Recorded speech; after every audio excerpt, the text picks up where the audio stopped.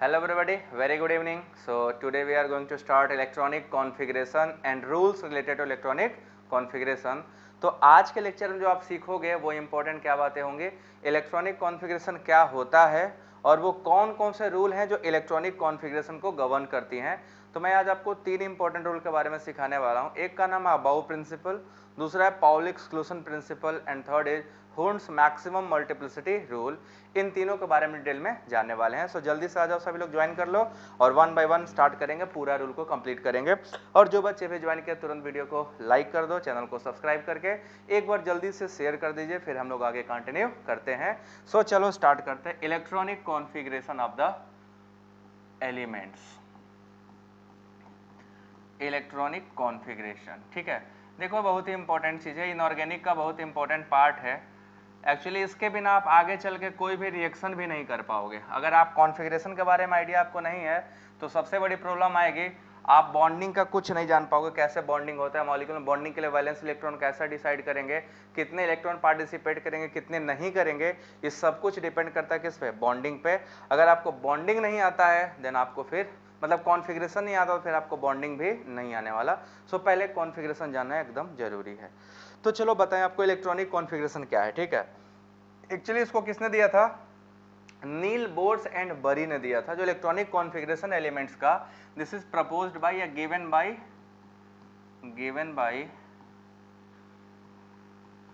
Nil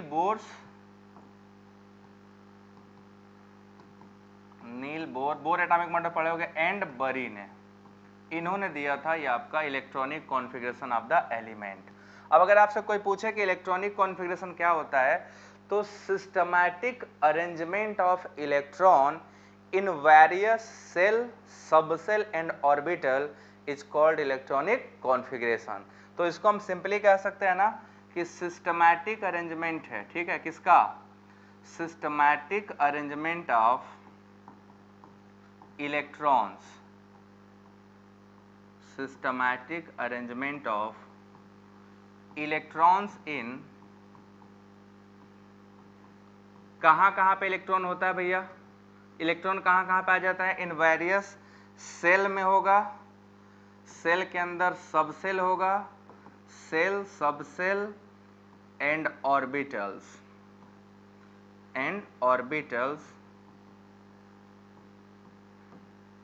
systematic arrangement of electron in various cell, subcell and orbital is called electronic configuration,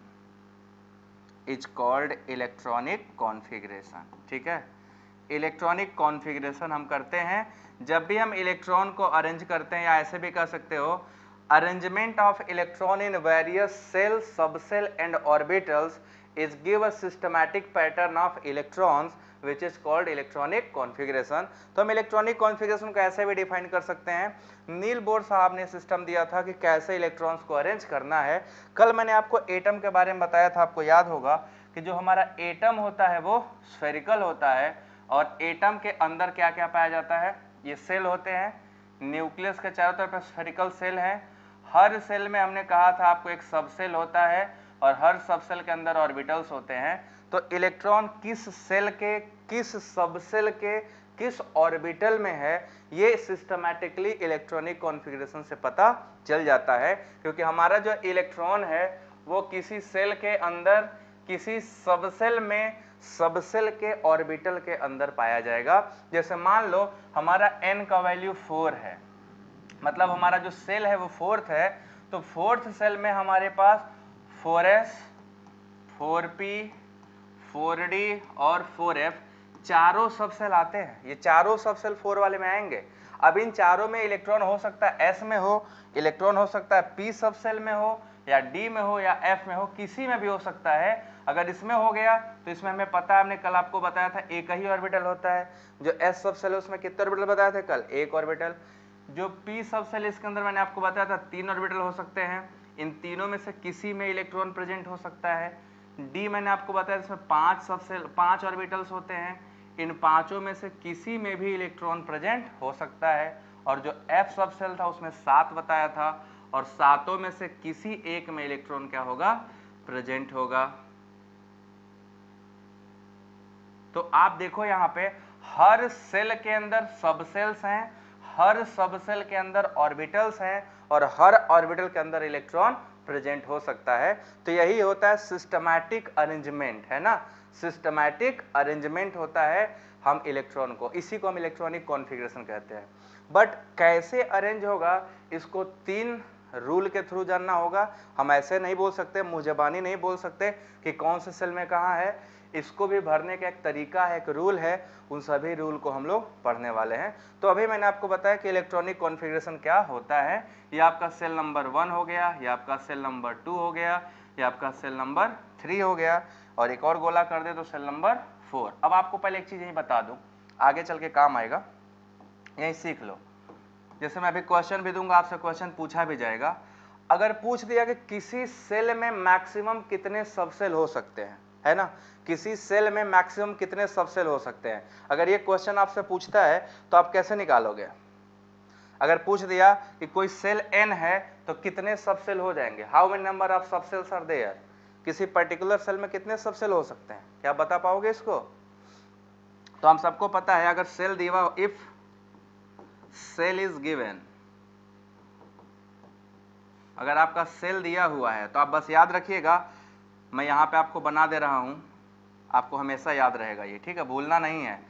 n बराबर 1 में केवल s सब cell होगा, n बराबर 2 में s भी होगा और p सब सेल भी होगा, n बराबर 3 में, अगर n बराबर, सॉरी एक मिनट, थोड़ा सा मैं जगह नहीं दिया ना यहाँ पे, अगर n बराबर 1 है, ठीक है, तो इसके अंदर केवल s सब सेल पाया जाएगा, n बराबर 2 है तो इसके अंदर s भी पाया जाएगा और p भी पाया जाएगा, अगर n बराबर 3 है तो इसके अंदर s भी पाया जाएगा, p भी पाया जाएगा और d भी पाया जाएगा, और अगर n बराबर 4 है, n बराबर 4 है तो इसके अंदर s भी होगा, p भी होगा, d भी होगा और f भी होगा, चारों सब सेल होंगे। अगर n बराबर 5 आ जाएगा तो n बराबर 5 में s भी होगा, P भी होगा, D भी होगा, F भी होगा और G भी, जो कि भी एलिमेंट सर्च नहीं किया गया है बट वो भी एलिमेंट इसके अंदर आएगा। तो आप सभी लोगों को ये जरूर याद रखना है। तो सेल है तो सब सेल पता चल जाएगा, ठीक है। अब ये पहला चीज मैंने आपको सिखाया कि सेल कैसे पता चलेगा कि किस सेल में कौन सा सब सेल प्रेजेंट है। सब सेल प्रेजेंट होने के बाद दूसरा पूछेगा number of orbital in given सब सेल, नंबर ऑफ ऑर्बिटल, ठीक है, ऑर्बिटल इन गिवन सब सेल। इससे कैसे निकालोगे आप लोग? अगर कोई सब सेल दे दिया गया है तो उसमें कितने ऑर्बिटल्स होंगे ये कैसे पता चलेगा? इन गिवन सेल, अभी सब सेल में आऊंगा तब सब सेल बताऊंगा। अगर कोई सेल दिया हुआ है कि n बराबर 2, n बराबर 4, n बराबर 6, n बराबर 10, तो उसमें अगर आपको निकालना कितने ऑर्बिटल होंगे तो इसका फॉर्मूला बताओ जल्दी से, किसी को पता है? तो number of orbital equal to होता है n स्क्वायर, ठीक है, n स्क्वायर, जो भी n दिया होगा n स्क्वायर के बराबर हो जाएगा। सपोज करो बच्चों दे दिया कि n बराबर 3 है, ठीक है, तो नंबर ऑफ ऑर्बिटल कितने होंगे बताइए? नंबर ऑफ ऑर्बिटल सभी लोग बता सकते हो कितने होंगे इसमें? अगर n बराबर 3 दिया है तो कितने नंबर ऑफ ऑर्बिटल मैक्सिमम इसमें हो सकते हैं? जरा देख के बताओ तो कोई, अभी मैं आपको समझा भी दूंगा, हाँ इतना ही होगा। n बराबर 3 दिया है तो नंबर ऑफ ऑर्बिटल क्या करेंगे? 3 का स्क्वायर, मतलब कितना हो जाएगा? 9। टोटल आंसर कितना आएगा हमारा? 9 ऑर्बिटल।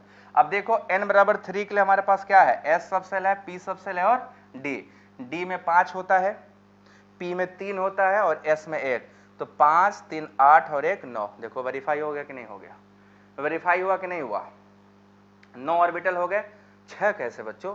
अरे 3 के पावर 3 स्क्वायर मतलब 3 इंटू 3, 2 बार 3 3, 6 नहीं, 3 इंटू 2 नहीं करना है। अगर कोई 3 के स्क्वायर है मतलब 3 इंटू 3 करना है, ठीक है ना। 9 टोटल कितने हो जाएंगे? 9। और यहाँ से वेरीफाई कर लो, n बराबर 3 में s सब सेल है, p सब सेल है, d, तो d में 5 ऑर्बिटल, p में 3 ऑर्बिटल, s में 1, टोटल कितने हो गए? 9। हो गए कि नहीं हो गए? क्लियर है सभी को? ये देखो मस्त था ना, एकदम आसानी से आ गया ना। देखो दूसरा केस हमने ऑर्बिटल निकाल लिया।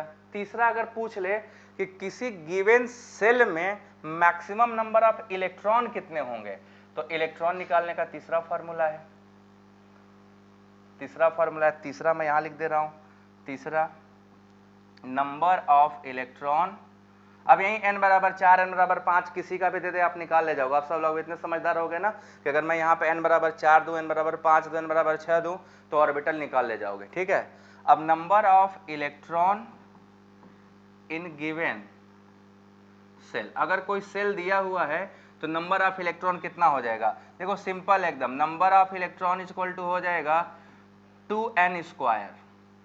देखो n स्क्वायर ऑर्बिटल बताता है तो एक ऑर्बिटल में मैक्सिमम 2 इलेक्ट्रॉन होते हैं, तो टोटल ऑर्बिटल इंटू 2 कर देंगे, आंसर हो जाएगा। तो मैंने क्या किया, कुछ नहीं किया, 2n² कर दिया, है ना। हाँ हर्षिता जी आपका सही है, बिल्कुल सही है, यही आपका आंसर है, 2n² के बराबर हो जाएगा। मतलब कि अगर आपको सेल पता है तो आप तुरंत बता दे जाओगे कि इस सेल में, सब सेल में या सेल में मैक्सिमम कितने इलेक्ट्रॉन रह सकते हैं। सो हमारे पास देखो नंबर ऑफ इलेक्ट्रॉन निकालने का भी फॉर्मूला आ गया। अगर हम इस ऑर्बिटलों की बात करते तीनों की बच्चों, तो इसमें मैक्सिमम 10 होता, डी में मैक्सिमम 10 होता, पी में मैक्सिमम 6 होता, 10 6 16, और इसमें क्या होता 2 18। तो यहीं n बराबर अगर 3 देते, n बराबर 3 में तो इलेक्ट्रॉन की संख्या कितनी आती? 18 आती। बोलो आया कि नहीं सभी को? 2n² के बराबर आया कि नहीं आया सभी लोग? देख लो, अच्छा है ना, मस्त सरल है, आसान है। तो आपको 18 इलेक्ट्रॉन आ गया। अगर यही पूछ ले n बराबर 6 दिया है, n बराबर 6 दिया है, चलो क्वेश्चन करते हैं, आ जाओ क्वेश्चन करा जाए। ठीक है, नाउ लेट्स क्वेश्चन। क्वेश्चन ये है, find out number of orbital and electron present in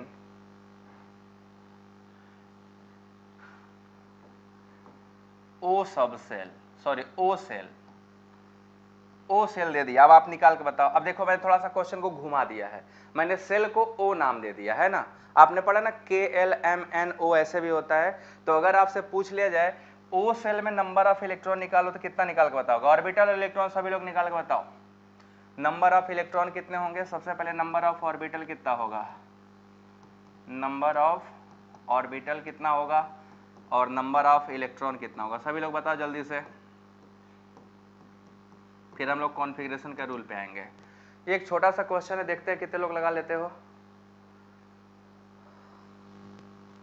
सभी लोग वीडियो को लाइक कर दो बच्चों, जितने लोग लाइव हो सभी लोग वीडियो को लाइक कर दो जल्दी से, और एक बार शेयर कर दो ताकि आपके ग्रुप वाले बच्चे भी आकर जुड़ जाएं और सब लोग पढ़ें। ठीक है, सब पढ़े सब बढ़े, यही रूल है, यही से पढ़ना है और सब मजा लेना है। ठीक है, मस्त करना है, पढ़ाई करना है बढ़िया से, बट सब पढ़ें। ठीक है, कोई छूट ना जाए। 25 देखो, अगर हम सब सेल की बात करेंगे तो सबसे पहला वाला सेल क्या होता है? K, दूसरा L, फिर M, फिर N, फिर O। ये ऐसे देखो, ऐसे होता है। पहला सेल जो सबसे क्लोजेस्ट होता है न्यूक्लियस का वो K होता है, फिर L होता है, फिर M होता है, फिर N होता है, फिर O। तो K वाला 1 होता है, L वाला 2, M वाला 3, N वाला 4 और O वाला क्या होगा 5। तो O सबसेल का मतलब हो गया कि n बराबर 5th में, है ना, n बराबर 5th सेल है, 5वां सेल है। बस यही आपको थोड़ा ढूंढना था, और अगर आप ढूंढ लेते तो कहानी बन जाती, है ना। तो अगर ये कर देंगे तो क्या हो जाएगा 5 का स्क्वायर, तो 5 का स्क्वायर मतलब 25 ऑर्बिटल्स, और 2 इंटू 5 का स्क्वायर मतलब क्या हो गया 2 इंटू 25 इक्वल टू 50। तो इलेक्ट्रॉन मैक्सिमम 50 रहेंगे, है ना, और ऑर्बिटल मैक्सिमम 25 रहेंगे। यही बस इंफॉर्मेशन मिल गया। देखो आसान था कि नहीं? बहुत आसान है, बस आपको फॉर्मूले पते रहे। ठीक है, फॉर्मूला पता रहा तो सब निकाले जाओगे। हाँ सभी बच्चों का सही है, जिनका 18 आ रहा है उनका गड़बड़ है भाई। ये 18 कैसे आ रहा है? ये 18 का कॉन्सेप्ट नहीं समझ, कुछ बच्चों का 18 आ रहा है। तो इलेक्ट्रॉन मैक्सिमम सभी को समझ में आ गया। 72 इलेक्ट्रॉन। हर्षिता 72 इलेक्ट्रॉन कैसे भाई? 25 और 50 72 कैसे आ गया भाई साहब? कुछ ज्यादा नहीं आ गया? 5 यहां से आया, ये देखो K सबसेल जो होता है उसको हम 1 भी बोलते हैं, n बराबर 1 होता है उसके लिए। L सबसेल के लिए बराबर 2 होता है, KL M M सबसेल के लिए होता है n बराबर 3, N के लिए n की वैल्यू होती है 4, और O के लिए n की वैल्यू होती है 5। तो हम इसको KLMN से, पीछे के लेक्चर जाके देखो, कल मैंने एटॉमिक स्ट्रक्चर, जब एटम का स्ट्रक्चर बता रहे थे तो हमने KLMN सारा का रिप्रेजेंटेशन किया था। क्लास हमेशा 7 बजे से चलता है, कितने बजे तक चलेगा एंड का कोई पता नहीं, ठीक है, शुरुआत का पता है। ये क्लियर हो गया सभी को? अब चलो नेक्स्ट, अब चलते हैं रूल गवर्निंग इलेक्ट्रॉनिक कॉन्फ़िगरेशन। कौन कौन से रूल हैं जो इलेक्ट्रॉनिक कॉन्फ़िगरेशन को गवर्न करते हैं? n बराबर 6 कैसे है? n बराबर 5 आएगा ना। ये न्यूक्लियस का गोला है, इसको मत माना, न्यूक्लियस बनाया हूं यहाँ पे, ये पॉजिटिव चार्ज है। So now next, rules for electronic configuration. Rules for electronic configuration.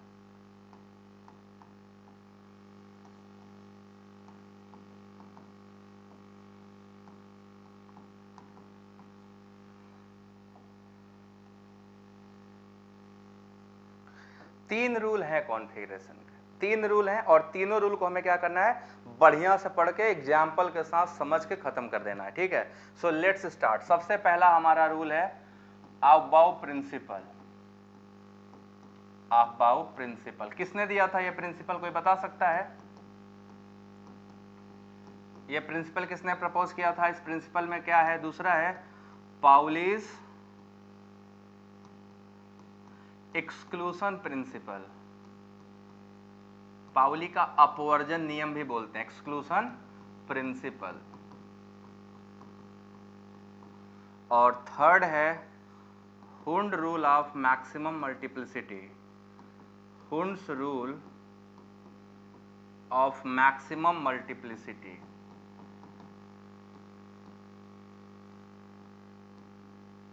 Maximum multiplicity, ठीक है।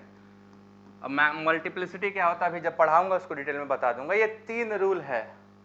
अबाउ प्रिंसिपल कोई प्रिंसिपल है वो, ठीक है ना। अबाउ वर्ड है, जर्मन वर्ड है, यहाँ कोई साइंटिस्ट नहीं। तो पाउली साइंटिस्ट का नाम है, हुंड साइंटिस्ट का नाम है, बट अबाउ किसी साइंटिस्ट का नाम नहीं है। ये एक जर्मन वर्ड है जिसका मतलब होता है बिल्डिंग अप और कंस्ट्रक्शन, ठीक है। बिल्डिंग अप और कंस्ट्रक्शन होता है, बस यही है, ठीक है। यहां तक समझ में आया सभी को?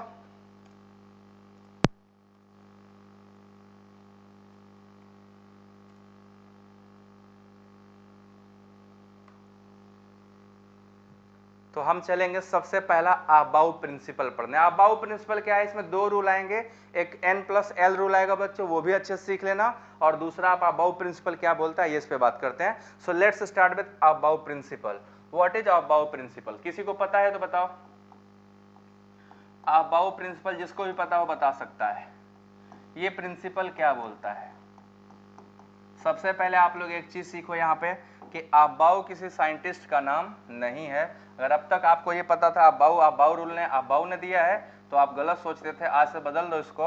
अबाउ प्रिंसिपल किसी ने नहीं दिया है, ये आपका एक जर्मन वर्ड है। Aufbau is a German word which means construction और बिल्डिंग अप, ठीक है ना। तो अबाउ क्या है? एक जर्मन वर्ड है जिसका मतलब होता है बिल्डिंग अप, बनाना, कोई चीज बिल्ड करना है ना। तो बिल्डिंग अप होता है, या कंस्ट्रक्शन भी कह सकते हो, ठीक है। इसको कंस्ट्रक्शन भी कहते हैं, बट आप बिल्डिंग अप समझो, बस बिल्डिंग अप से आपका काम हो जाएगा। जब कोई चीज बन रहा होता है ना, बिल्ड कर रहे होते हैं, किसी चीज को बिल्डअप करते हो। ये जैसे मान लो आपका घर बन रहा है, आपके यहाँ घर बन रहा है, तो आप बताओ घर में सबसे पहले टॉप फ्लोर बनाओगे या पहले फर्श बनेगा? फर्स्ट बनेगा, फर्स्ट फ्लोर बनेगा, सेकंड फ्लोर, तब ना थर्ड फ्लोर जाएगा, या शुरुआत करोगे third floor, second floor, first floor, तब ग्राउंड फ्लोर? कैसे बनेगा?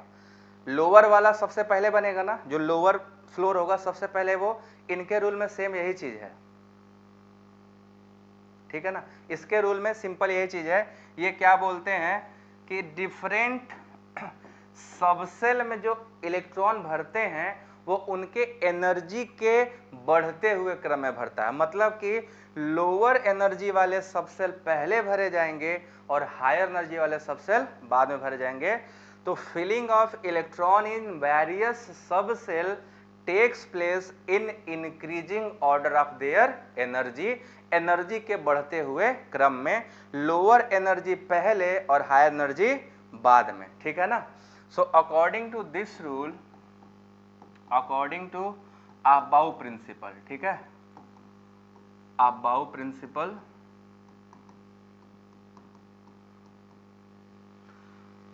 filling of electron in various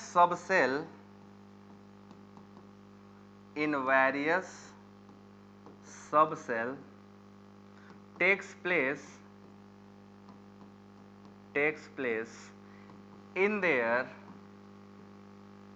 increasing energy order. ठीक है, इंक्रीजिंग एनर्जी ऑर्डर। सिंपल मैंने जैसे बताया, सबसे पहले घर का हमारा ग्राउंड फ्लोर बनता है, लोअर फर्स्ट बनता है, उसके बाद क्या बनता है, first floor, higher floor, high energy के फ्लोर बाद में बनते हैं, लोअर टू हायर जाते हैं, ना कि हायर टू लोअर आते हैं। तो बस आपको यहाँ यही जानना है कि ये रूल के अकॉर्डिंग सबसे पहले कौन भरेगा, जिसकी एनर्जी क्या होगी, लोअर होगी। तो lowest energy subshell fill first, lowest energy subshell filled first followed by higher energy. ठीक है, पहले लोअर एनर्जी भर जाएगा, उसके बाद हायर एनर्जी का ऑर्बिटल भरेगा। अभी आपके दिमाग में एक सवाल आएगा, सर हमें कैसे पता चलेगा किसका एनर्जी लोअर है, किसका एनर्जी हायर है, आपको कैसे पता चलेगा? उसका एक रूल है जो अभी जस्ट मैं आपको बताने वाला हूं। उस रूल का नाम है N+L रूल। अभी तुरंत आपको मैं सिखा दूंगा। ठीक है, सभी लोग को ये बात समझ में आया? यहां तक ये बातें सबको यहां तक क्लियर है? अगर है तो चले आगे। फिर ये रूल आपको समझ में आया बच्चों?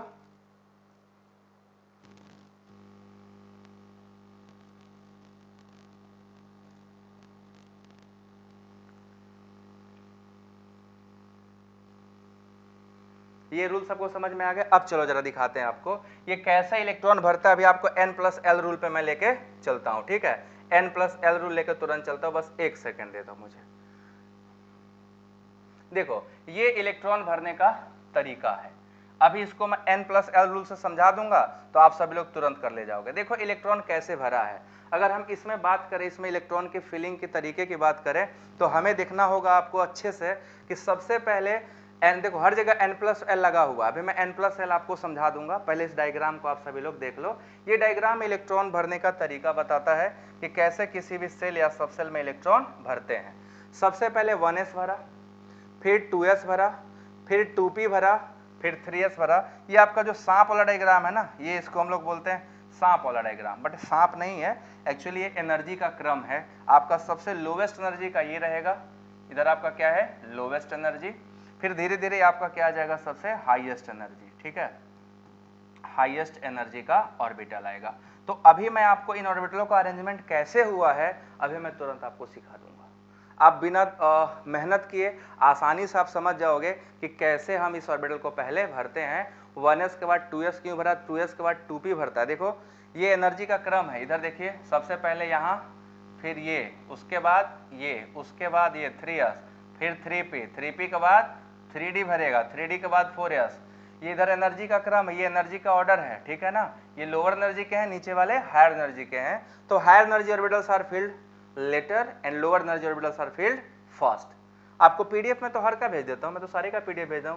अभी तक जितने भी लेक्चर हैं सबका पीडीएफ में भेज देता हूं, ऐसा कोई पीडीएफ नहीं होगा जो मैंने नहीं भेजा हो। ठीक है, सो हमने क्या देखा, आपको ये बात समझ में आ गई? अब चलो पढ़ते हैं N+L रूल। ठीक है, N+L रूल पढ़ते हैं, क्या होता है 1 by 1। तो सबसे पहले हम लोग सीखने वाले हैं कि सब ये इलेक्ट्रॉन कैसे भरा। So let's decide the energy of subshell. ठीक, तो इसको हम लोग पढ़ेंगे N+L रूल।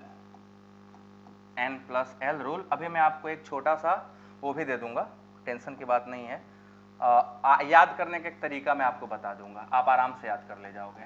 N+L रूल, ये रूल क्या बताता है? This rule is basically used to determine the energy of different subshell.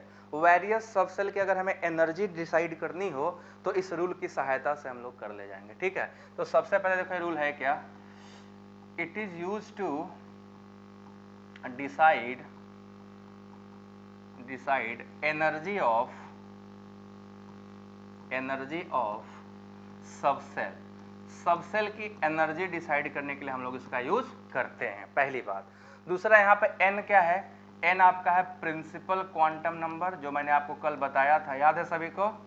Principal quantum number है जो आपके सामने लिखा होता है ना, जो सबसेल के सामने जैसे 2s 3s लिखा होता है ना, तो जो 2 या 3 लिखा है वही आपका n होता है। और l क्या है? l is azimuthal quantum number, ये आपका होता है एजीमुथल क्वांटम नंबर। ये भी आपको पढ़ाएंगे क्वांटम नंबर, पीरियोडिक टेबल जब आएगा तब।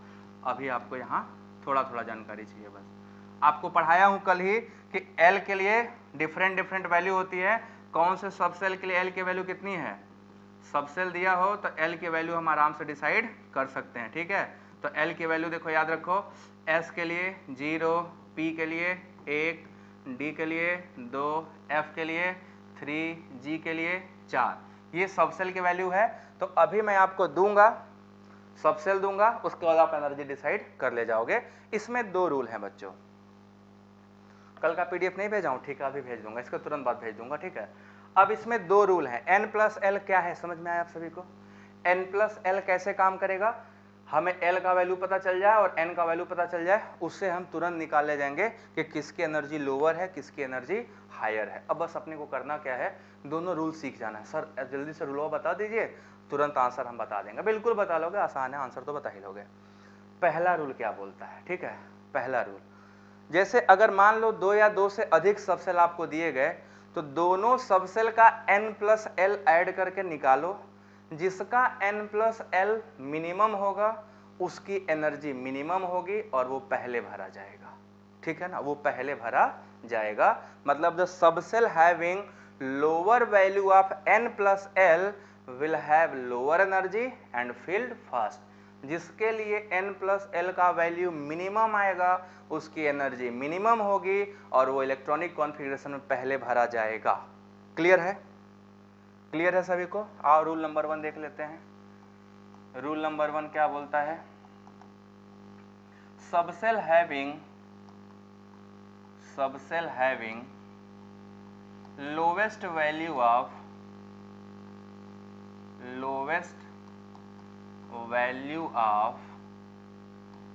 n plus l will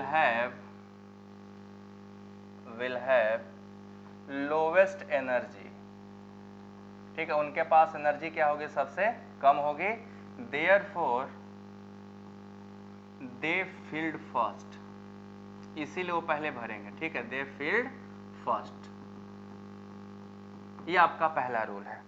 जिसके लिए n प्लस एल की वैल्यू मिनिमम आएगी उसकी एनर्जी मिनिमम होगी और वो पहले भरा जाएगा। तो सबसे पहला है। आपको मैं कंपेयर करने के, आपको मैंने दिया 3s और 3p। चलो बच्चों बताओ 3s और 3p में पहले कौन भरेगा? आप दोनों के लिए पहले n प्लस एल की वैल्यू बताओ। इसके लिए n प्लस एल की वैल्यू कितनी आएगी? इसके लिए n प्लस एल की वैल्यू कितनी आएगी? l की और n की वैल्यू आ गई, आसानी से निकाल ले जाओगे, है ना? जरा जल्दी से निकालो तो सभी लोग। इन 3s और दोनों में पहले कौन भरेगा? 3s भरेगा या 3p भरेगा? और क्यों भरेगा? जाओ बताओ। आंसर सब लोग करना। देखो गलत सही का टेंशन ना लो, सही कराने के लिए मैं पढ़ा रहा हूँ, बट अगर आपको थोड़ा बहुत भी आता होगा बताओगे ना, आपके अंदर कॉन्फिडेंस डेवलप होगा। हमारे पढ़ाने का मेन मकसद है आपके अंदर कॉन्फिडेंस लाना। आपको कॉन्फिडेंस आ जाएगा तो केमिस्ट्री भी आ जाएगा। अगर कॉन्फिडेंस लूज है, आप कितनी भी मेहनत कर लोगे ना, आपको केमिस्ट्री नहीं आएगी। तो सबसे पहला चीज़ सीखो कॉन्फिडेंस डेवलप करना। जिंदगी में अगर आपको कॉन्फिडेंस है ना, तो कोई भी चीज़ होगा आप कर ले जाओगे, धीरे धीरे कर ही ले जाओगे। और बहुत अच्छा नॉलेज होते हुए अगर कॉन्फिडेंस नहीं है ना, तो सब खराब कर दोगे। तो first build your confidence and start answering. गलत सही डजंट मैटर। अरे गलत सही क्या होगा? ज़्यादा से ज़्यादा गलत होगा, हम कौन सा यहाँ से तुमको फांसी चला देंगे? नहीं चलाएंगे। कौन सा तुम्हारा नंबर लूज होने वाला? नहीं होने, मार्क कम होगा, परसेंटेज कम हो रहा है, नहीं हो रहा है, तो आंसर करो ना। 3s भरेगा, वेरी गुड। देखो 3 के लिए क्या हो जाएगा? n की वैल्यू कितनी है? इसमें 3 है और l की वैल्यू कितनी है? 0। तो 3s प्लस 0 बराबर 3। इसके लिए क्या होगा? 3। और p के लिए l की वैल्यू कितनी होती है? 1। अभी दिखाए थे। p सबसेल के लिए l की वैल्यू 1, तो यहाँ कितनी आ जाएगी? n plus l 4।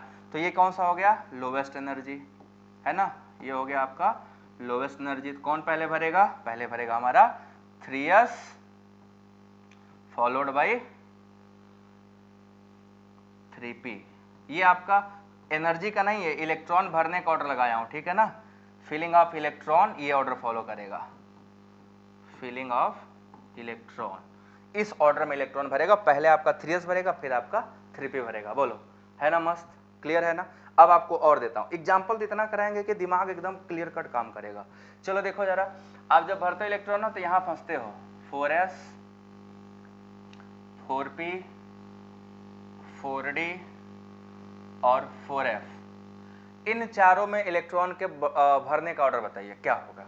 एक आपका सबसे पहले ये हो गया, इसको 1 2 3 तुम मान लेना 1 2 3 4, इसी में ऑर्डर लगाना, ठीक है। एक ये हो गया, दूसरा मैं आपको दे रहा हूं, दूसरा है आपका 5s, ठीक है, 5s एंड देन हो गया आपका 3p एंड देन आपका हो गया 4f, इन दोनों में। बच्चों जितने लोग आज नए हो, चैनल पे पहली बार आए हो, सभी लोग चैनल को सब्सक्राइब जरूर कर दीजिएगा और अपने दोस्तों तक जरूर भेजिएगा, वो भी सब्सक्राइब कर लें। और सभी लोग प्रॉपर पढ़ना, डेली क्लास 7 बजे से होती है, लाइव पढ़ाता हूँ, डेली लाइव पढ़ाता हूँ। आप सब सिर्फ एक एक्सपेक्टेशन, आप पूरी क्लास कर लो, आपको मजा आ जाएगा, ठीक है। बट वीडियो को लाइक कर दो, ये दूसरा एक्सपेक्टेशन है, मतलब वो तो रहेगा ही ना। चलो पहले वाले का आंसर बताओ सभी लोग। तो पहले में n प्लस एल की वैल्यू कितनी आएगी, पहले n प्लस एल की वैल्यू निकाली जाए क्या। सभी को समझ आ रहा है ना, किसी को डाउट है क्या। अगर सबको समझ आ रहा है सब लोग ऐसे अंगूठा दिखाओ, ऐसे फिंगर सब करो, टप करो। अगर सबको समझ आ रहा है, जिसको नहीं आ रहा है वो भी बोलेगा। यहाँ पे 4 प्लस 0 मतलब यहाँ पे वैल्यू कितनी आएगी 4, यहाँ पे आपका आएगा 4 प्लस 1, यहाँ पे कितनी वैल्यू आएगी 5, यहाँ पे आएगा 4 प्लस 2, डी के लिए 2 है तो एल की वैल्यू 2 होती है, तो कितना हो जाएगा 6, यहाँ पे 4 प्लस 3, यहाँ कितना हो जाएगा 7, है ना। तो सबसे हाईएस्ट एनर्जी का 4f है, तो 4f सबसे लास्ट में भरेगा, है कि नहीं। 4f सबसे लास्ट में भरेगा, अपना सबसे पहले भरेगा 4s बाबू, फिर 4p बाबू, फिर 4d बाबू, सबसे लास्ट में भरेंगे 4f। तो ऑर्डर 1 2 3 4 है। एनर्जी देखो ना, ये नहीं डिसाइड कर रहा है, एनर्जी पता चल गया, काम खत्म, है ना, काम खत्म, पैसा हजम।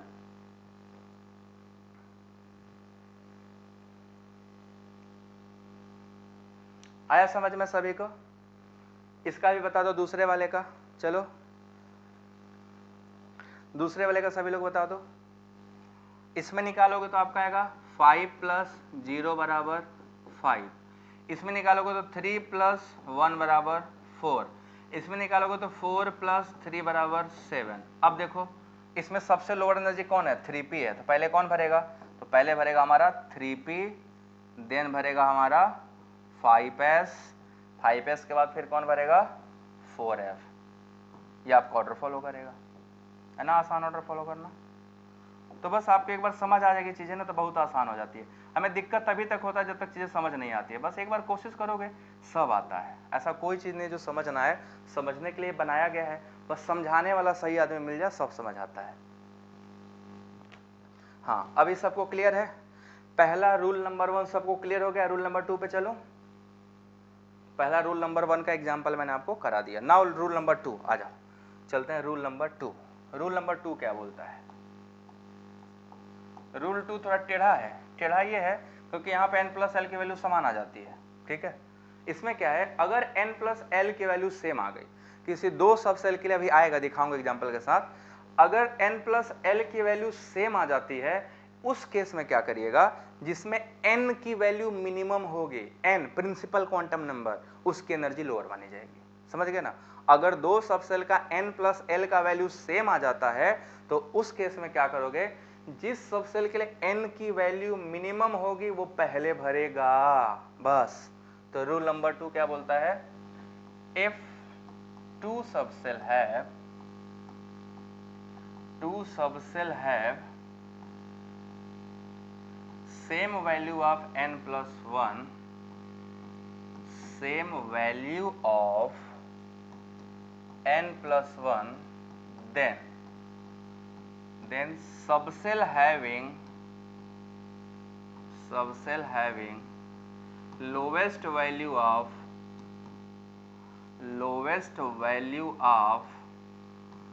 n मतलब principal quantum number, will have lower energy, ठीक है ना, will have lowest energy। बस एनर्जी लोवेस्ट है तो वो पहले भरेगा, सीधी सीधी बात क्लियर हो गई। अब चलो कर लेते हैं, करते हैं ना, 1 बाय 1 करते हैं। देखो जरा 4s, ठीक है, 3p और 3d। अगर इनमें हमें इलेक्ट्रॉन भरना हो बच्चों तो किस में पहले भरोगे? नहीं यहाँ नहीं, ये एग्जाम्पल नहीं लेंगे, एग्जाम्पल गड़बड़ है। 4s और आपका फिर आ जाएगा 3p, 4s 4p और इन दोनों में पहले भर लो। 4s 4p पहले इनको चेक करते हैं, इन दोनों को पहले चेक करो। 4s और 4p में पहले कौन भरेगा? 4s और 4p। एग्जाम्पल सही नहीं सेट हो रहा, एक मिनट बस, एग्जाम्पल सही देता हूँ। हम लोग यूज करने वाले हैं 5s 3d और 4p, इसको हम लोग एग्जाम्पल लेने वाले हैं। इनमें आपका एग्जाम्पल है, आपको बताना है कौन पहले भरेगा। ये आपके सामने एग्जाम्पल्स हैं, ठीक है। 4s 3d और 4p ये एग्जाम्पल्स है। इनमें आपको अगर भरना हो इलेक्ट्रॉन तो कैसे भरोगे? पहले कौन भरेगा? एक्चुअली सब में सेम आना चाहिए ना। रूल नंबर 1 अभी नहीं काम करेगा, रूल नंबर 2 काम कराना है ना। तो रूल नंबर 2 का केवल एग्जाम्पल करेंगे। अभी दोनों का मिक्स करके दूसरा एग्जाम्पल करूंगा, दोनों मिक्स कर दूंगा, ठीक है। तो चलो बच्चों बताओ, इसका आंसर बताओ सभी लोग।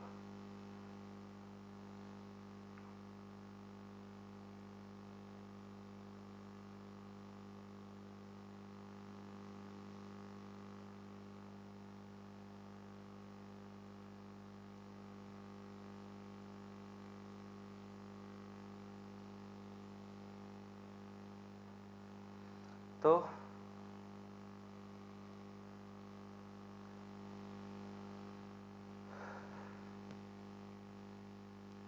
सबसे पहले देखो n प्लस एल रूल। यहाँ देखो ये आपका n प्लस एल 5 प्लस 0 है, तो 5 प्लस 0 बराबर कितना आ जाएगा? 5।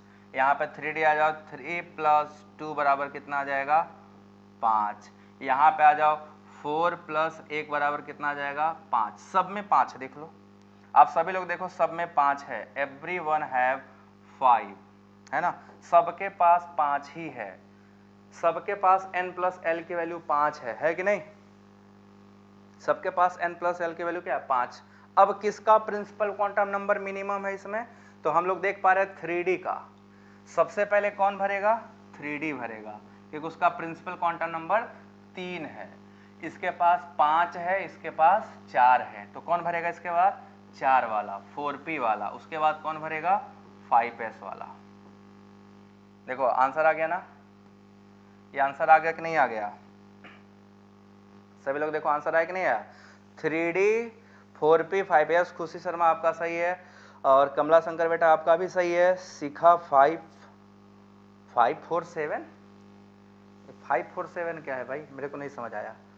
बाकी लोगों का जिसका इसका आंसर है सही है, जिसका इसका ये आंसर है सबका करेक्ट है, ठीक है ना। तो आप समझ गए ना, आंसर कर ले जाओगे। ये आपका पूरा अबाउ प्रिंसिपल था। कितने लोगों का अबाउ प्रिंसिपल समझ में आएगा? चलो जल्दी से आ जाओ कमेंट सेक्शन में, आपके कमेंट का आंसर भी एक बार कर दूं। जिसको जो जो पूछना है चलो जल्दी से पूछ लो, आ जाओ कमेंट सेक्शन में।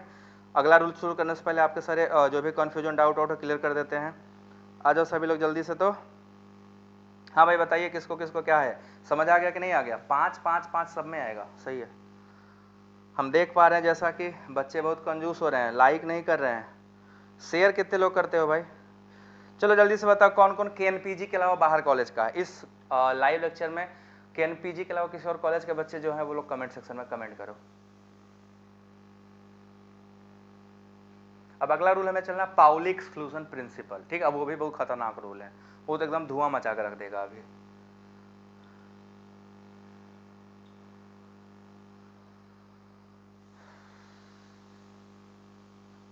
रूल 2 बेटा एकदम सिंपल है। रूल 2 में n प्लस एल निकालो। n प्लस एल निकालने पर अगर सेम आ जाता है तो जिसकी n की वैल्यू, n मतलब प्रिंसिपल क्वांटम नंबर, जिसकी n की वैल्यू मिनिमम होगी वो उसकी एनर्जी मिनिमम होगी, वो पहले भरा जाएगा। यही है बस इतनी सी बात है। So now let's proceed next. अब हम लोग चले ना अगला रूल पे चल सकते हैं ना, है ना। दूसरा है पाउलि's एक्सक्लूशन प्रिंसिपल, हिंदी में बोलते हैं पाउली का अपवर्जन नियम, ठीक है। 2 रूल पाउली साहब ने दिया था, ठीक है। 2 रूल पाउली साहब ने दिया था, आइए देखते हैं क्या है इनके रूल में, क्या है, क्या खास है। पाउलि's एक्सक्लूशन का मतलब होता है अपवर्जन, ठीक है ना। प्रिंसिपल। इनके रूल में क्या है, लेट्स सी इनके अकॉर्डिंग क्या होता है। ठीक, इनके अकॉर्डिंग इन्होंने दो रूल दिया इलेक्ट्रॉन भरने का।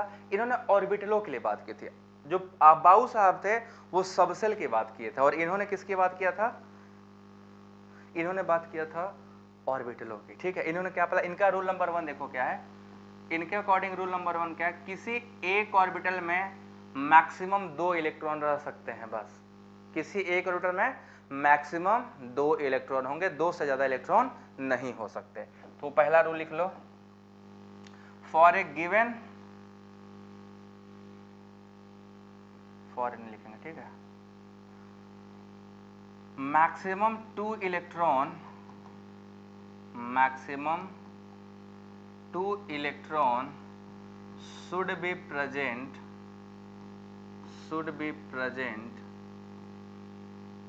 within a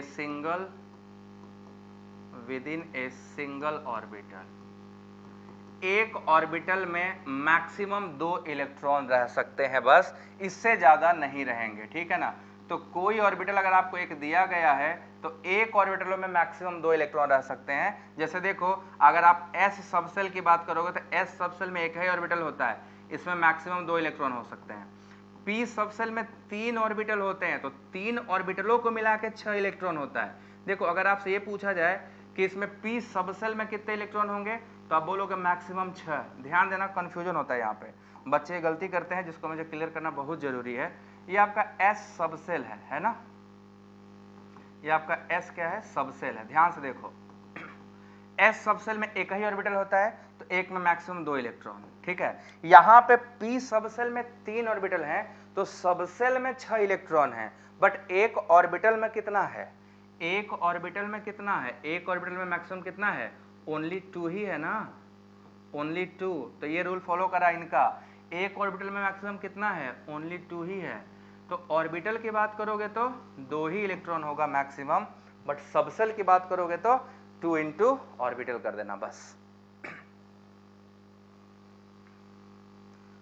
बात समझ में आया कि नहीं आया, ये पहला रूल इनका समझ में आया सभी को, सभी बच्चों को पहला रूल समझ में आया कि एक ऑर्बिटल में मैक्सिमम 2 इलेक्ट्रॉन। अब देखो, डी सबसेल में 5 ऑर्बिटल होते हैं, तो 5 ऑर्बिटल में टोटल मिला के 10 इलेक्ट्रॉन, बट एक में तो 2 ही आया ना, तो एक ऑर्बिटल में 2 ही आएगा बस, दैट्स ऑल। अगर हम एक ऑर्बिटल की बात करेंगे तो 2 ही आएगा, सबसेल की बात करोगे तो अलग है, क्योंकि एक एक सबसेल में अलग अलग ऑर्बिटल्स हैं, बट ऑर्बिटलों की बात करोगे तो 2 ही आएगा। पहला रूल। रूल नंबर 2, पहले रूल नंबर 1 क्लियर हुआ कि नहीं, मैं जान लूं। रूल नंबर 1, कंफ्यूजन नहीं होना चाहिए, सबसेल और ऑर्बिटल में अंतर है। एक सबसेल के अंदर एक से अधिक ऑर्बिटल हो सकते हैं, बट एक ऑर्बिटल में मैक्सिमम 2 ही इलेक्ट्रॉन हो सकता है, 2 से ज्यादा नहीं हो सकता, ये क्लियर होना चाहिए।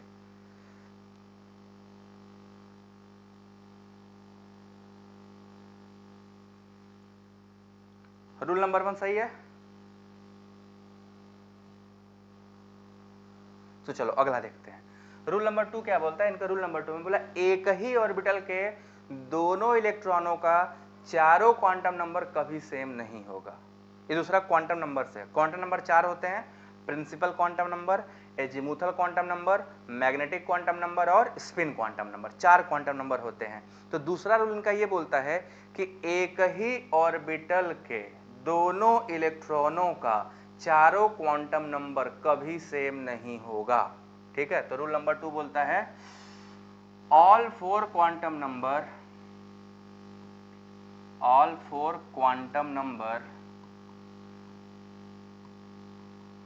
for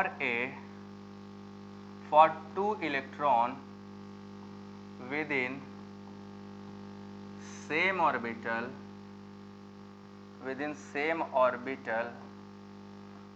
cannot be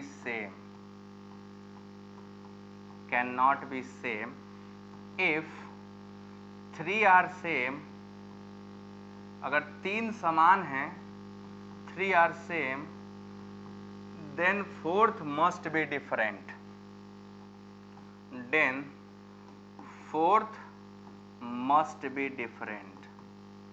तो चौथा पक्का अलग होगा, चौथे को अलग होना ही है, then fourth must be different। ठीक है ना।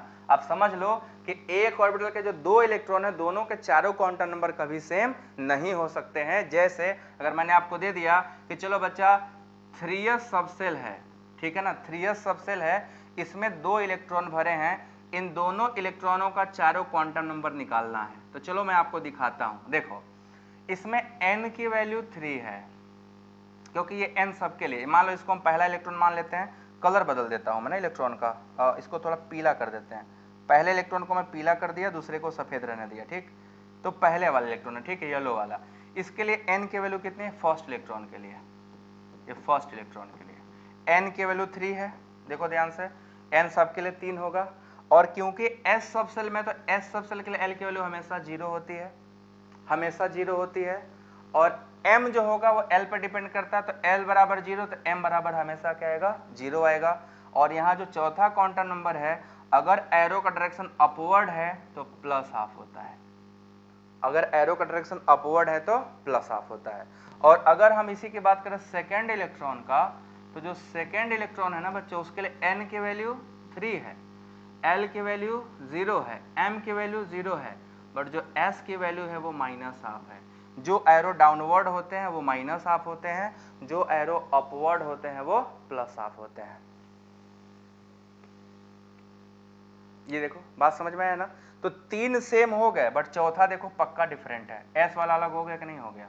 तो यही रूल दूसरा बोलता है कि एक ही ऑर्बिटल में, देखो दोनों इलेक्ट्रॉन एक ही ऑर्बिटल में है, एक ही ऑर्बिटल के दोनों इलेक्ट्रॉनों का चारों क्वांटम नंबर सेम नहीं हो सकता है, नहीं हो सकता। कोई 3 सेम होगा, चौथा तो पक्का डिफरेंट होगा। That is all about the Pauli's exclusion principle. अब बोलो सभी को समझ में आ गया।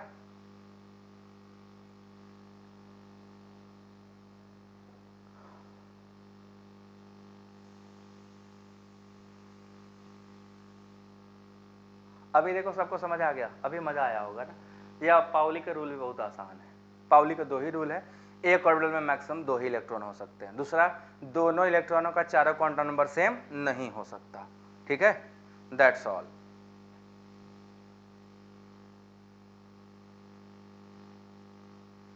तीसरा रूल पे चला जाए।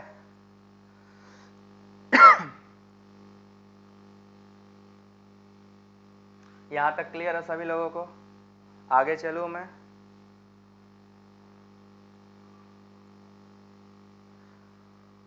हाँ कॉलेज ओपन है, कॉलेज बंद नहीं है। So up to this clear है सभी लोगों को। सो अब हम लोग चलेंगे हुंड्स रूल। हुंड्स रूल बहुत मस्त है। हुंड्स रूल में 2 बातें आएंगी, उसको जरा आपको समझाना है मुझे पहले। ये Hund's rule, Hund's rule of maximum multiplicity, इसको थोड़ा समझने का प्रयास करना, दिमाग लगेगा, ठीक है। इसीलिए फोकस मेरे बातों पे करना, मेरे कंटेंट पे करना, अभी कमेंट पे मत करना, ठीक है ना, कमेंट पे मत फोकस करना। Hund's rule of maximum multiplicity,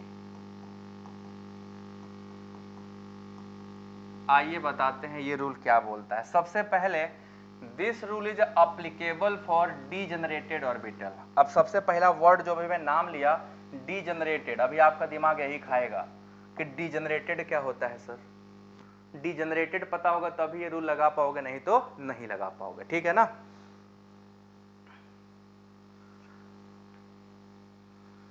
सबसे पहला देखो, this rule is applicable for, this rule is applicable for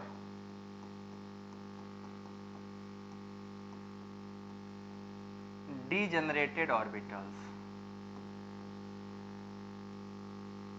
degenerated orbitals। अब आ गया ना दिमाग में सवाल, सर ये degenerated orbitals क्या होते हैं। कोई बता सकता है कि degenerated orbitals से क्या मतलब है, what do you mean by degenerated, कोई बताओ, कोई बता सकता है degenerated orbital क्या होता है। तो मैं आपको पहले बताऊं degenerated orbital क्या होते हैं।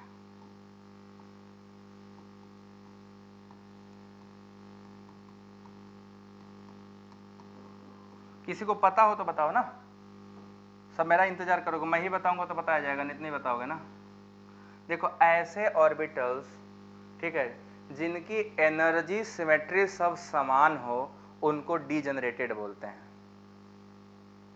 डीजेनरेटेड ऑर्बिटल ऐसे ऑर्बिटल होते हैं, दो या दो से अधिक ऐसे ऑर्बिटल जिनकी एनर्जी क्या हो, समान हो, सिमेट्री समान हो, उनको डीजेनरेटेड ऑर्बिटल बोलते हैं। ठीक है ना। तो दोज टू और more than two orbitals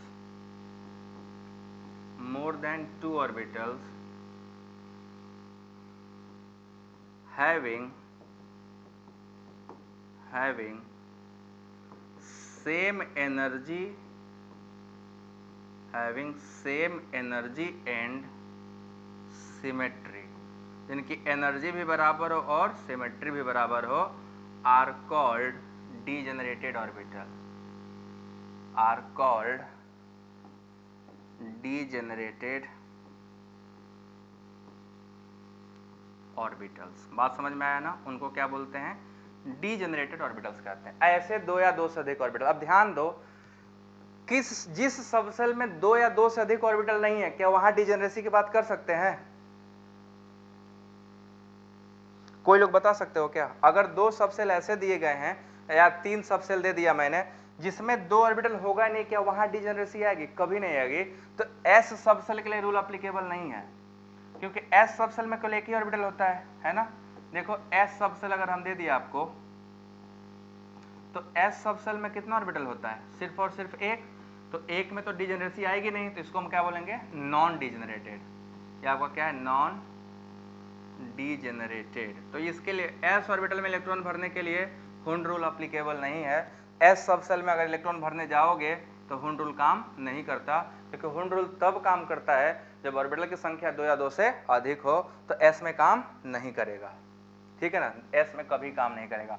अब देखो पी सबसेल, पी सबसेल में तीन ऑर्बिटल होते हैं। अब आप सबको पता है, इन तीनों में से बता सकते हो क्या, ये तीन ऑर्बिटल बना है p x, p y, p z, p x, p y और पी जेड। इन तीनों के लिए n प्लस एल की वैल्यू हमेशा सेम आएगी। तीनों ऑर्बिटलों के लिए बताओ n प्लस एल की वैल्यू सेम आएगी कि नहीं आएगी? चाहे इसकी बात करें, चाहे इसकी, चाहे इसकी, सबके लिए n और l की वैल्यू क्या आएगी, समान आएगी।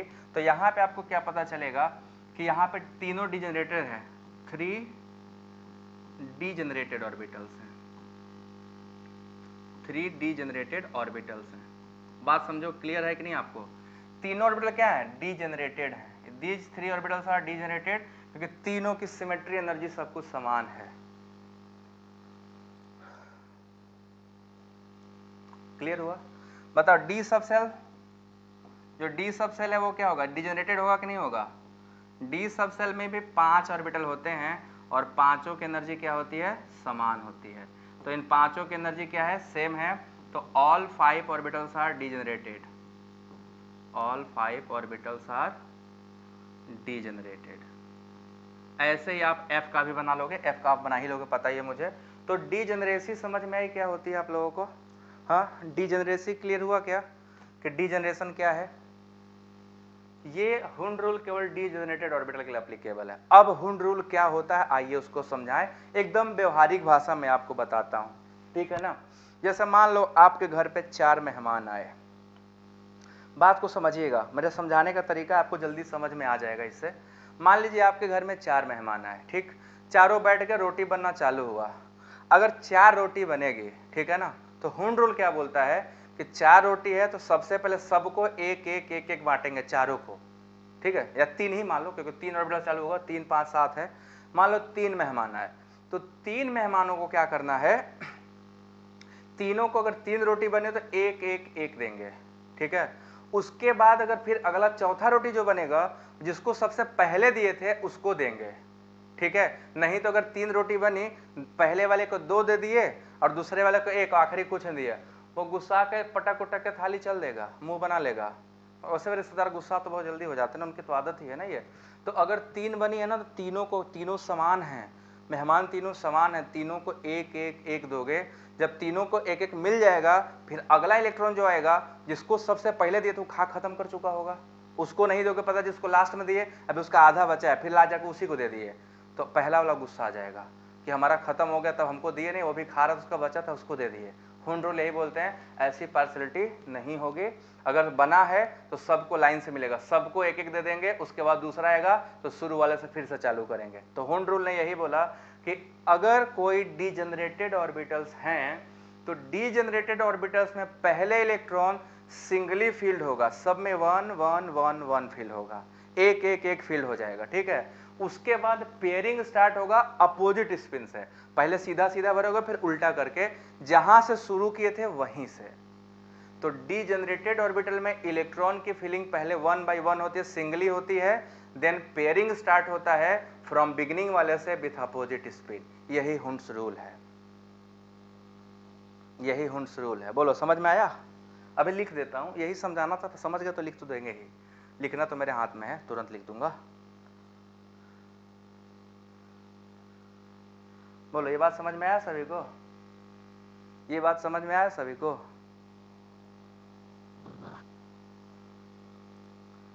तो according to Hund's rule, according to Hund's rule,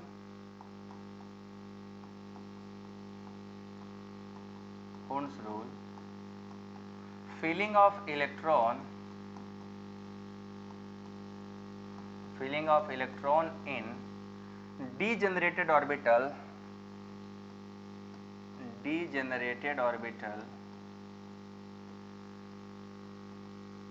orbitals takes place singly, singly का मतलब 1 by 1 with same spin, with same spin, ठीक है। उसमें स्पिन क्या होगा? सेम रहेगा, with same spin followed by pairing of electron with opposite spin। Pairing जब चालू करोगे तो किससे करोगे? विथ अपोजिट स्पिन से, और जहां से स्टार्ट किया था भरना वहीं से चालू करोगे फिल करना, ठीक है ना। वहीं से चालू करेंगे हम लोग फिल करना 1 by 1।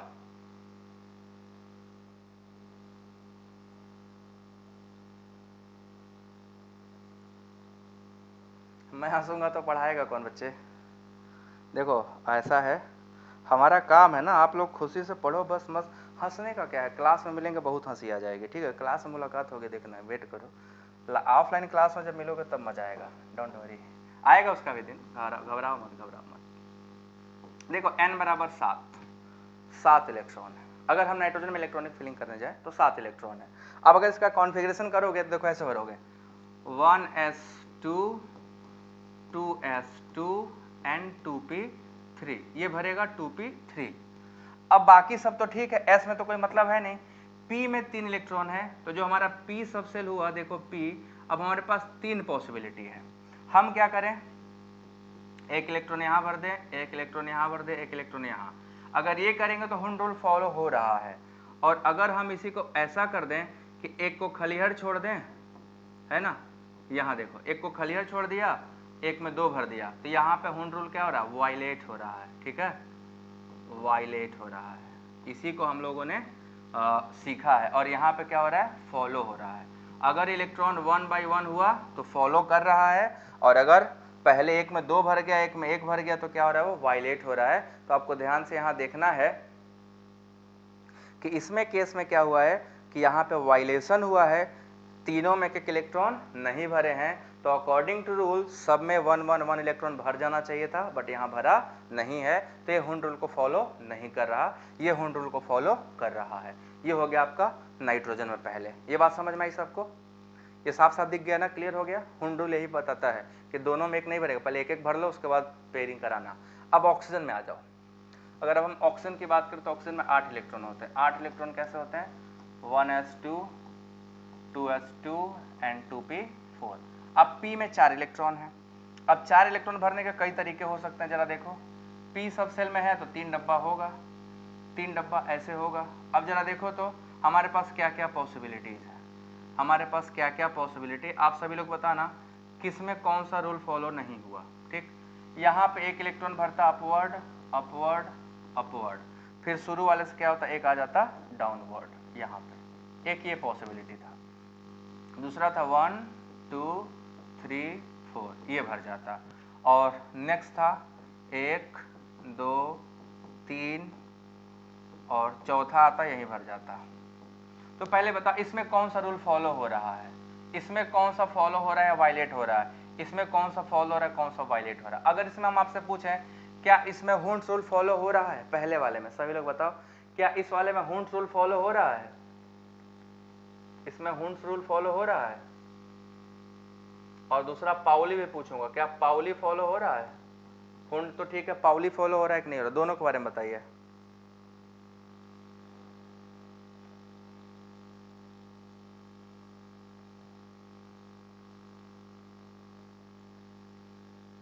पहले वाले में हुंड रूल फॉलो हो रहा है, हो रहा है। पाउली फॉलो हो रहा है, पाउली भी हो रहा है। एक ऑर्बिटल में मैक्सिमम 2 इलेक्ट्रॉन, दोनों का स्पिन क्या है, अपोजिट है, तो दोनों रूल फॉलो हो रहा है ना। दूसरे में आ जाओ, दूसरे में हुंड फॉलो हो रहा है क्या, दूसरे में हुंड फॉलो हो रहा है, नहीं हो रहा है। पाउली फॉलो हो रहा है क्या, दूसरे में देखो पाउली फॉलो हो रहा है क्या, तो पाउली फॉलो हो रहा है। एक ऑर्बिटल में मैक्सिमम 2 इलेक्ट्रॉन है, दोनों का स्पिन अपोजिट है, तो पाउली तो फॉलो हो रहा है बट हुंड फॉलो नहीं हो रहा है। तीसरे में आ जाओ, हुंड फॉलो हो रहा है क्या, हुंड फॉलो हो रहा है क्या, हुंड फॉलो हो रहा है ना। हुंड के हिसाब से क्या है, पहले एक एक इलेक्ट्रॉन भर गए, हुंड भी नहीं फॉलो हो रहा और पाउली भी नहीं फॉलो हो रहा, हुंड भी नहीं फॉलो हो रहा और पाउली भी, दोनों में से कोई नहीं फॉलो हो रहा है। पाउली के अकॉर्डिंग दोनों का स्पिन अपोजिट होना चाहिए, हुंड के अकॉर्डिंग क्या है, जब दूसरा इलेक्ट्रॉन पेयरिंग करेगा तो स्पिन अपोजिट होना चाहिए, बट अपोजिट नहीं है।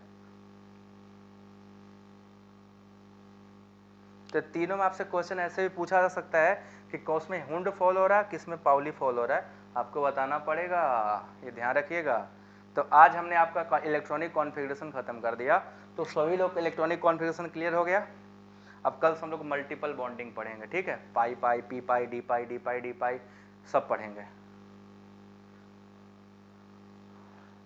हाँ, थर्ड में दोनों ने ना हुंड हो रहा है ना पाउली हो रहा है, तो ऐसे भी क्वेश्चन पूछेंगे, इसको चलाना है, इसको जरूरी नहीं है कि बस रट के चले जाओ, रट के चले गए तो पता चला हुंड हो रहा है पाउली हो रहा है, पाउली भुला गए, हुंड याद है, हुंड याद है पाउली भूल गया, कोई एक याद है बाकी सब भूल गया, ऐसा नहीं चलेगा, सब याद रहना चाहिए। सो आई होप कि सभी लोगों को समझ में आया होगा।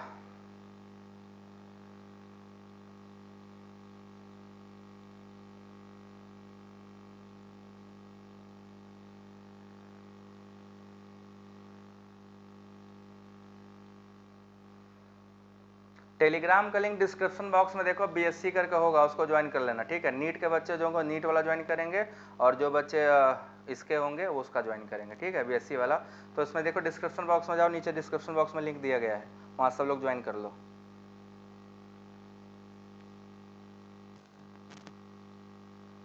हाँ, मैं पीडीएफ सेंड कर दे रहा हूँ। आज की सभा संपन्न हो गई, कल फिर मिलेंगे मल्टीपल बॉन्डिंग लेके, ठीक है। तो सभी को समझ में आ गया, सभी लोग को मजा आया, पढ़ने में सीखने मिला कि नहीं मिला।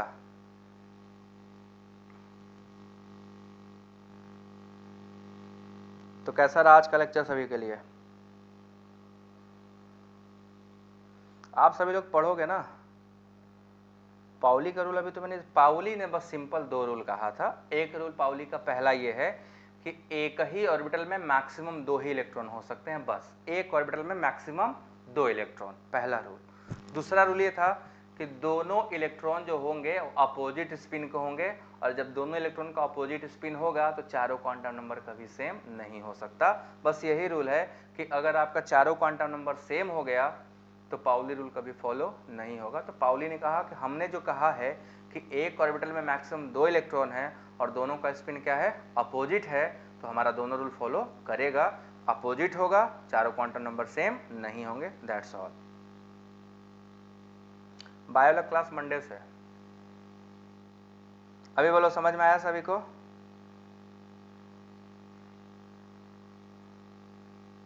तो सब वीडियो हिट करो जल्दी से, जाते जाते सभी लोग वीडियो लाइक कर दो और चलो चला जाए कल की तैयारी। संडे को टेस्ट है, सब लोग यूनिट फर्स्ट अच्छे से तैयारी कर लेना, संडे को कराएंगे लाइव टेस्ट, तो पहला यूनिट अच्छे से पढ़ लेना, पूरा यूनिट कंप्लीट करना, ठीक है, पूरा कंप्लीट यूनिट।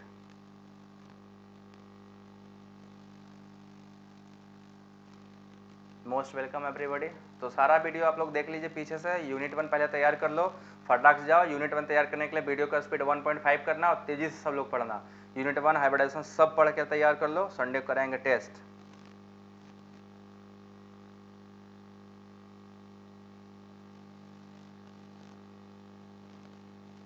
PDF में ग्रुप में भेज रहा हूं, वेट।